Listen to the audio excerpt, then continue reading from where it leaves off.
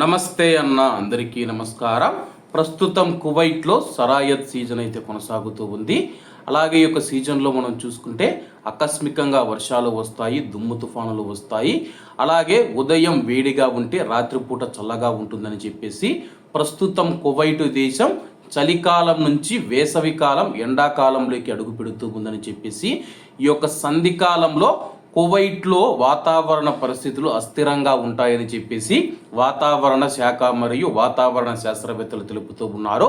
ప్రస్తుతం కువైట్లో ఎప్పుడు ఎండ వస్తుందో, ఎప్పుడు చలి ఉంటుందో, ఒకసారి ఆకస్మికంగా వర్షాలు పడతాయని చెప్పేసి శాస్త్రవేత్తలు తెలుపుతూ ఉన్నారు. రాబోయే రోజుల్లో కువైట్ దేశం పూర్తిగా వేసవి కాలంలో ప్రవేశించిన తర్వాత అస్థిరమైన వాతావరణ పరిస్థితులు ఉండవని చెప్పేసి శాస్త్రవేత్తలు తెలుపుతూ ఉన్నారు.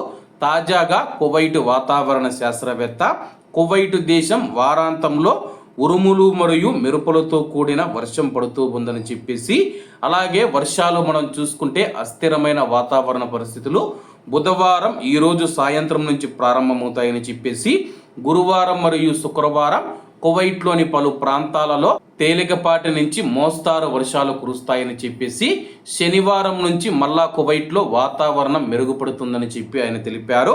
అలాగే మార్చి 21వ తేదీన కువైట్లో వాతావరణ పీడన వ్యత్యాసాల కారణంగా అధిక తేమతో పాటు దుమ్ము మరియు కొన్నిసార్లు భారీ వర్షాలు పడే అవకాశం ఉందని చెప్పేసి వాతావరణ శాస్త్రవేత్తలు తెలుపుతూ ఉన్నారు.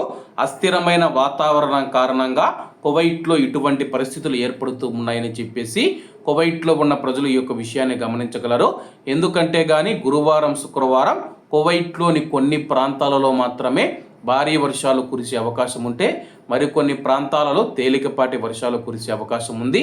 మరి మీ యొక్క ప్రాంతాలలో వాతావరణం ఎలా ఉందో కామెంట్ రూపంలో తెలియజేయాలని కోరుకుంటూ అందరూ బాగుండాలి, అందులో మనం ఉండాలి. అందరికీ నమస్తే అన్న, జై హింద్.